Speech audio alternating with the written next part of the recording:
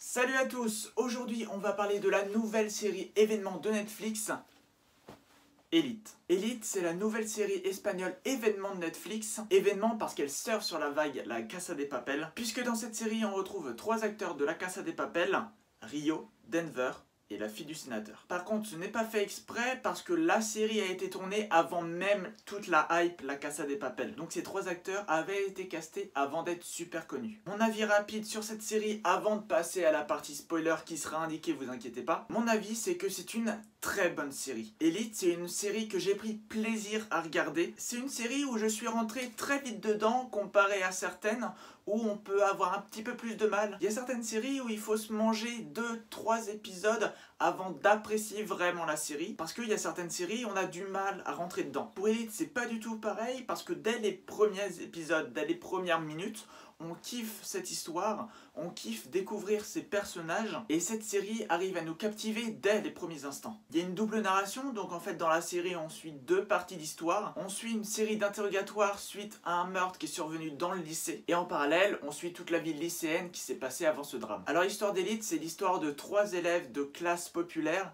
qui vont du coup arriver dans le lycée Las Encinas, qui est un lycée très huppé, ce qui est très loin de leur ancien lycée qui malheureusement s'est effondré. Et du coup, tous les élèves de ce lycée ont été dispatchés dans différents lycées, dont ces 3 élèves qui ont eu la chance d'intégrer du coup Las Encinas et d'avoir une bourse pour y étudier. Avant d'entrer plus en détail dans ce que je pense de cette série et de ce qu'elle apporte, c'est déjà une série avec de très bons personnages. Il y a un très bon développement des personnages qui est fait. On est vraiment intéressé et intrigué par le déroulement de chacun des personnages, comment ils vont se croiser, comment ils vont interagir entre eux au cours de l'année et comment le parcours personnel de chacun va se développer au fil des épisodes. C'est également une série qui traite de beaucoup de thèmes, la religion et les parents, les différences de classe sociale, le sida ou encore l'homosexualité non avouée. Donc au-delà d'être une simple série pour ados, c'est une série qui porte beaucoup de messages. On dit que c'est une série à mi-chemin entre La Casa de Papel et Gossip Girl. Je le vois pas comme ça parce que finalement on a de La Casa de Papel vraiment que les 3 acteurs qui viennent de cette série. Moi personnellement je verrais plus un rapprochement entre Gossip Girl et Riverdale. Alors par contre c'est une série pour ados qui met en scène des lycéens, mais ce n'est pas forcément une série à la portée de tous. Je dis ça parce que ne mettez pas forcément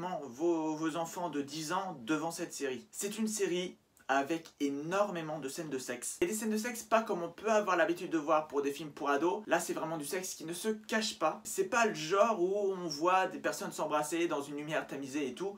Non, on peut très bien voir 2 personnes totalement nues, alors avec une lumière qui est bien claire. De ce côté-là, il n'y a aucun tabou, aucune censure, et c'est mine de rien très bien. Par contre, là où ça m'a posé un petit problème, c'est que c'est une série où on suit des lycéens. Donc des gens qui ont à peu près 16 ans, et qui se mettent à coucher à tout va. C'est pas comme si quelques personnages couchaient ensemble. Non, au final, dans les personnages principaux, il y a juste une personne qui ne couche pas. Le reste, à peu près une dizaine de personnes, couchent ensemble, donc pas forcément tous ensemble, mais vous voyez l'idée. Et il y a même un couple qui a envie de pimenter sa relation en faisant un plan à 3. Ce couple-là est ensemble depuis ses 12 ans, donc ce qui fait à peu près 4-5 ans de relation. Et envisager un plan à 3 pour pimenter un couple qui bat de l'aile, après 4 ans de relation, surtout en étant mineur, ça sonne assez bizarre. Et on en vient là au problème principal de cette série, c'est un problème de rapport d'âge. Tout ce qui se passe dans cette série serait totalement normal et logique pour des personnages qui auraient 4-5 ans de plus. Ce qui est au final l'âge des acteurs qui ont la vingtaine ou un peu plus, et dans ce cas-là, tout fait totalement sens.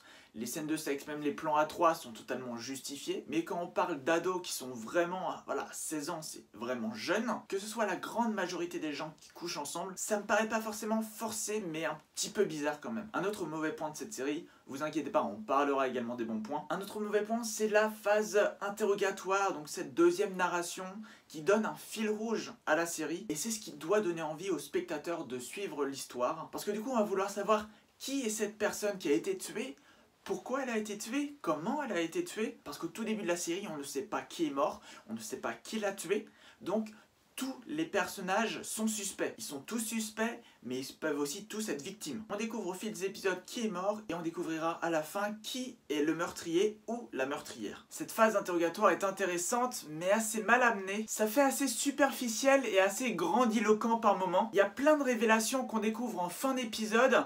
C'est amené assez bizarrement, un peu comme si on voulait surenchérir. On sent vraiment que la série va amener du suspense, sauf que je pense qu'elle se trompe de modèle. Ce suspense est fait pour nous mettre en haleine, pour nous donner envie de voir le prochain épisode, sauf que ce genre de mise en scène et de montage, c'est plutôt réservé aux séries hebdomadaires dont on va suivre un nouvel épisode chaque semaine et pas forcément au modèle Netflix où on est habitué à pouvoir binge-watcher la série. C'est donc pas la meilleure manière de traiter cette phase interrogatoire, surtout que c'est une série qui ne fait que 8 épisodes, donc on a très envie de la binge-watcher, parce que d'ailleurs c'est une série qui est très intéressante et qui nous donne envie de regarder tous les épisodes d'un coup. Du coup, cette phase interrogatoire en double narration par rapport à la phase vide dans le campus, vide dans le lycée, ça dénote un peu, ce qui fait que du coup cette partie interrogatoire est moins intéressante, et vraiment, personnellement, j'ai pas suivi la série pour ce côté interrogatoire, pour savoir qui allait mourir à la fin, qui était le meurtrier ou la meurtrière à la fin. J'ai vraiment suivi cette série pour le côté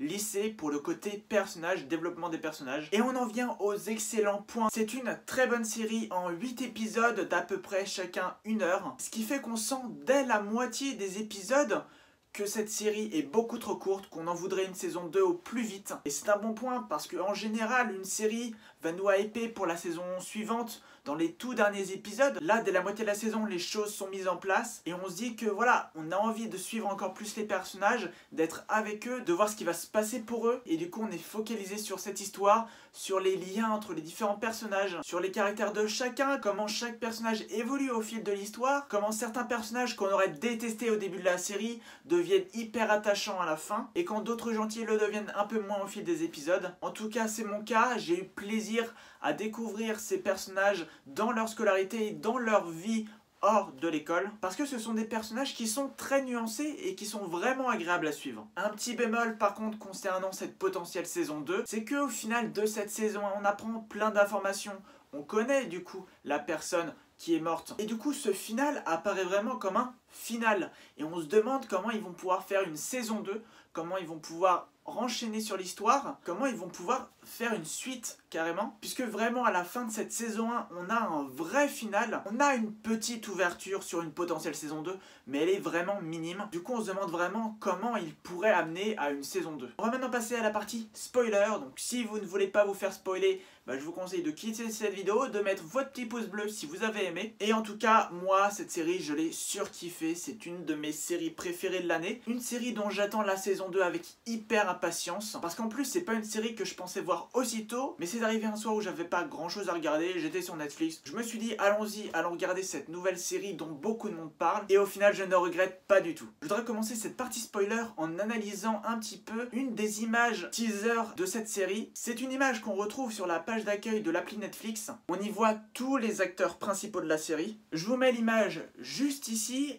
et on va l'analyser ensemble. Une fois qu'on a vu la série, qu'on sait tout ce qui s'est passé et qu'on connaît les liens entre les différents personnages, cette image paraît beaucoup plus claire. En haut, on a un lien entre Nano, Marina et Samuel qui sont reliés, c'est un petit peu un trio amoureux parce que Marina est un peu sur les deux garçons. Il y a également ce même lien entre Lou, Guzman et Nadia, c'est pareil, un trio amoureux, où Guzman qui au centre flirte un peu avec Lou et avec Nadia. Et bien sûr, bien évidemment, il y a un lien entre Polo, Carla et Christian. Parce que là, il n'y a même pas de doute avec toutes les scènes de sexe et les plans à 3 qu'on a vus. On a à chaque fois les 3 trios de cette série qui sont sur chaque ligne. Et on peut voir aux deux extrémités les personnages homosexuels comme s'ils étaient un peu exclus, comme s'ils étaient un peu à part. Mine de rien, en une image, on comprend un peu tout le cheminement et on comprend l'effort qui a été fait pour développer des personnages, pour leur donner des nuances, pour leur donner du caractère. Mais ça, vraiment, on le comprend qu'après avoir vu la série. Vous l'avez donc vu, vous le savez, Marina meurt à la fin de cette saison 1. C'était un peu elle, vraiment, le personnage principal,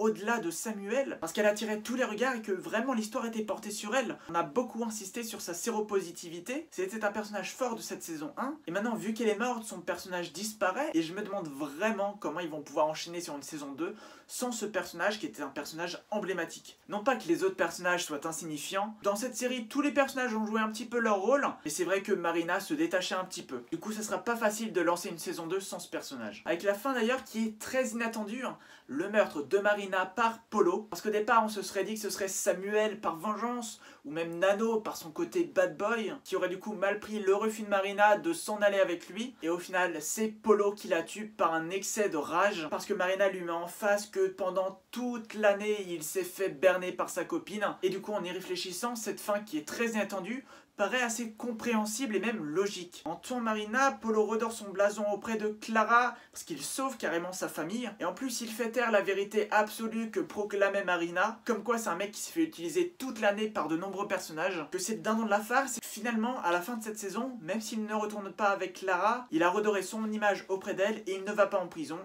Donc lui, il est totalement gagnant. Ou en tout cas, il est beaucoup moins perdant qu'au départ. Donc voilà pour cette critique de la nouvelle série événement Netflix Elite. J'espère que mon avis vous aura plu, n'hésitez pas à réagir sur la série dans les commentaires. Si la vidéo vous a plu, n'hésitez pas à mettre un petit pouce bleu et bien sûr à vous abonner. On se retrouve très vite pour de nouvelles vidéos sur le cinéma. Je vous laisse là-dessus, surtout portez-vous bien. Ciao.